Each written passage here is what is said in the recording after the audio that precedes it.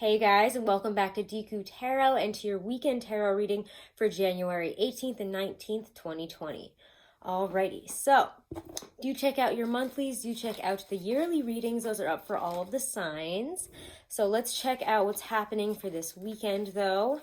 We have the moon in the fourth quarter on Saturday in Scorpio, and we also have the moon in Scorpio moving into Sagittarius on Sunday. So let's see what's coming up for this weekend. Okay. Using the Morgan Greer to start off here. Ooh.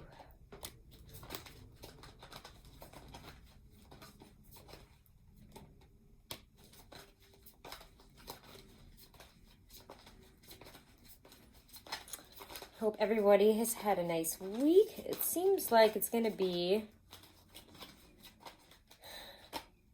a pretty decent weekend here so far with the cards that are out.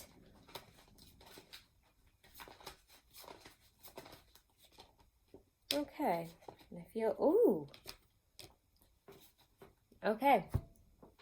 So, let me just... Okay. First two out here, Seven of Cups and the Ace of Cups.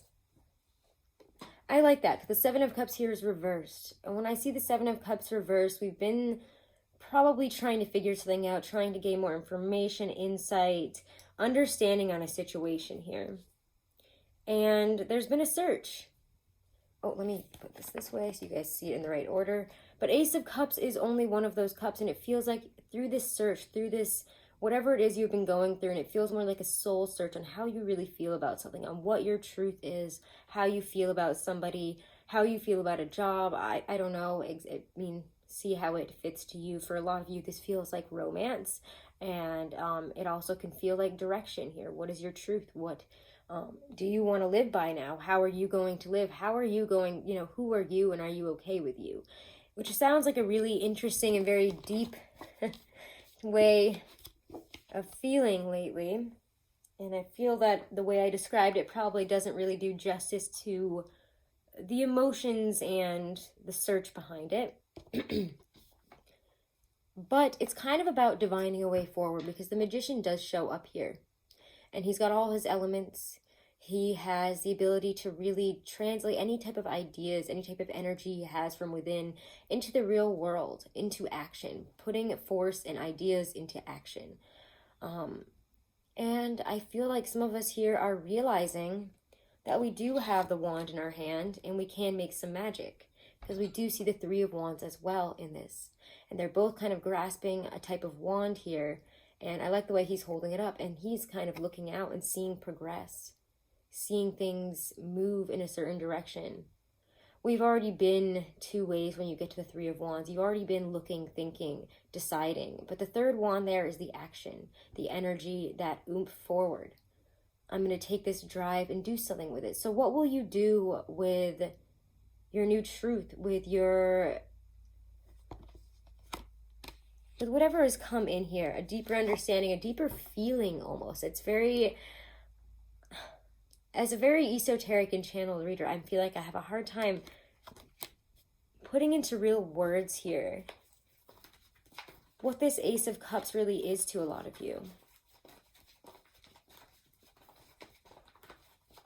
So let me see if the Hobbit Tarot, yeah, okay. It's like you've taken away the illusory qualities. You've really looked at something in a more serious light. And maybe it's that Scorpio moon this weekend that has you going deeper, digging deeper into your emotional ties with certain ways of seeing things, believing things, ways you felt about something. A lot of you, as we enter this new decade, I noticed that the amount of people that have been waking up and becoming more connected, becoming more open, becoming more involved in their own personal growth and view on what's going on around them. Whereas some people are kind of more blinded by the shadow. Some people are experiencing the light and are kind of breaking free of that, while some people are getting stuck on like a level there and not really seeing where things are going in a bigger picture sort of way.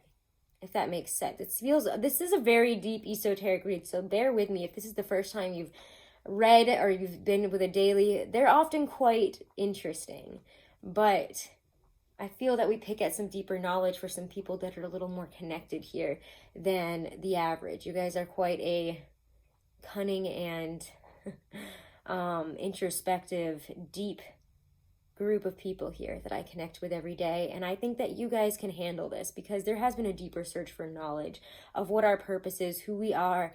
Are we going to let the same things bother us and, you know, tie us up at these different levels when we could really kind of ascend over it and see a bigger picture?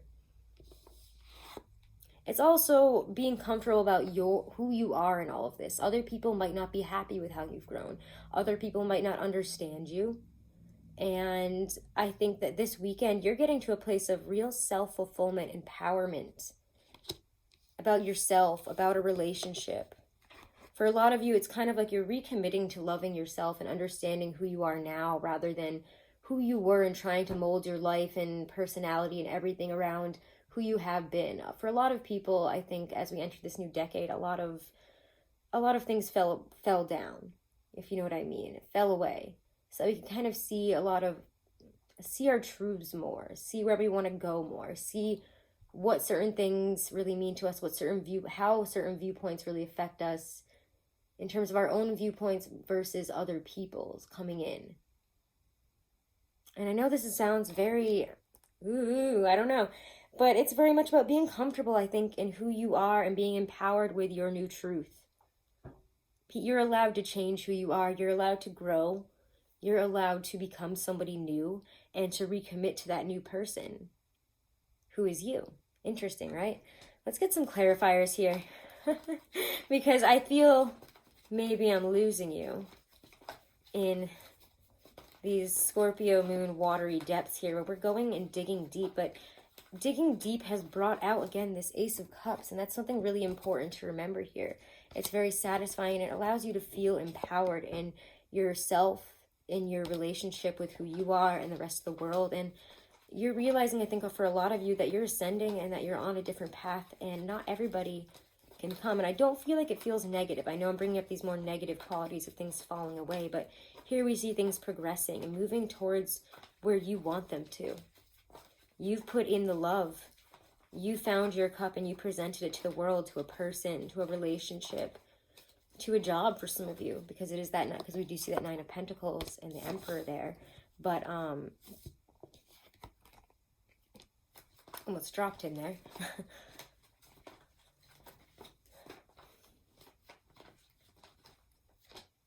King of Cups.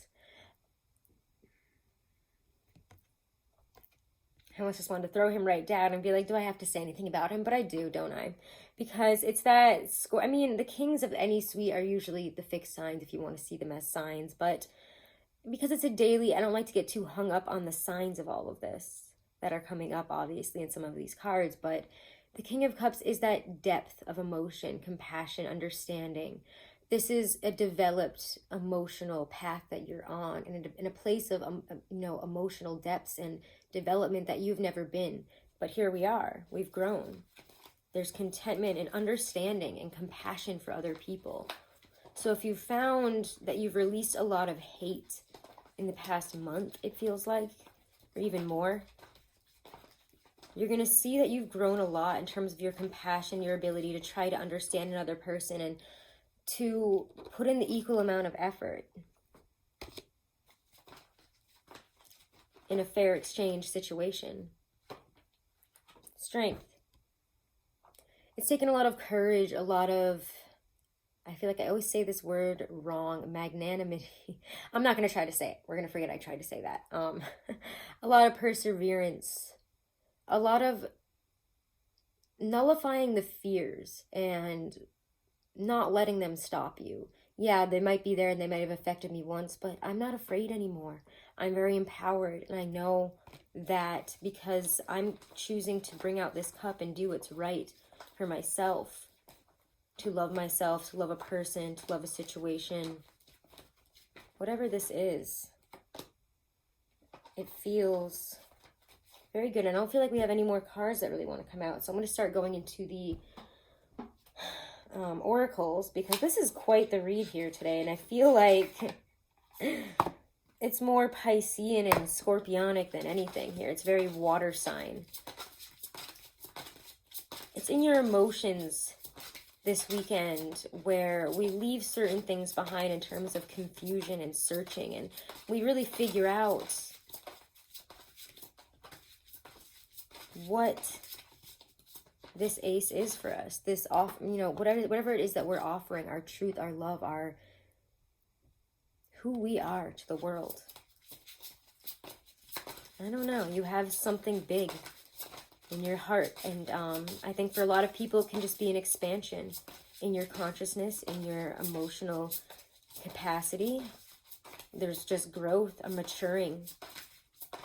And like, I know I keep saying it, but it's a sense of expansion and leaving a lot of this more boxed view, boxed way of life behind. Okay. Yeah.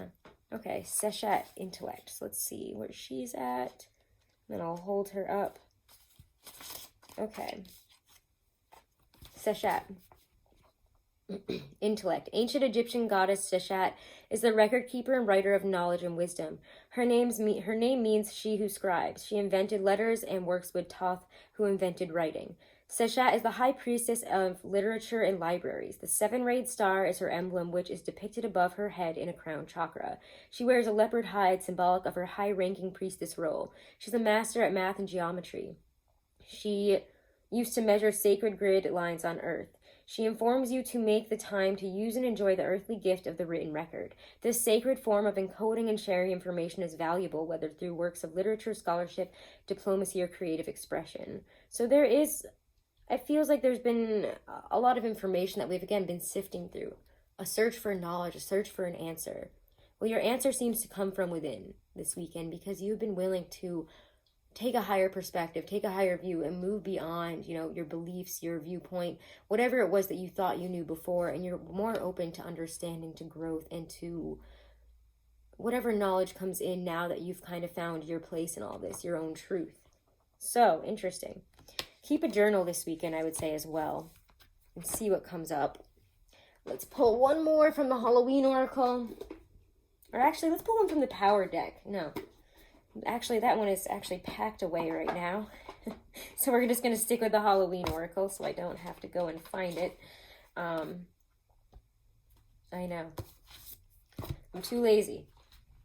Let's see. Halloween Oracle here for this weekend, January 18th and 19th. Ooh, wow. This one popped right up, so we'll take it. Skull of Stars. Or sorry, Skull of Light. Let me find it here. Oh, Scylla has something to say. Illumination. Thankfully, we're at the end of the reading, though. So, should the Skull of Light enter your life, know that it is time to allow yourself fully... Should the Skull of Light enter your life, know that it is time to open yourself fully to the clarity of bright illumination. Allow yourself to be seen, to see, and to act upon what is shown to you. The time has passed for hiding, for pretending, and for swallowing our discomfort by accepting the status quo when it really doesn't suit us. And that is the perfect sum up of this reading. There you go. You needed a sum up that was a little less esoteric. There you go. All right, guys, thank you so much. Definitely leave a comment, especially if this resonated. I would love to hear what's going on with you guys and how this resonated with you, because this was an interesting, deep, watery one. Have a wonderful and blessed weekend. Make sure to check out your monthlies as well as your yearlies for your sun, moon, and rising, as well as your Venus. If you want to book a reading, all that info is always right below this video in the description box. Thank you so much. Have a wonderful and blessed weekend. I think I'm repeating myself. Namaste.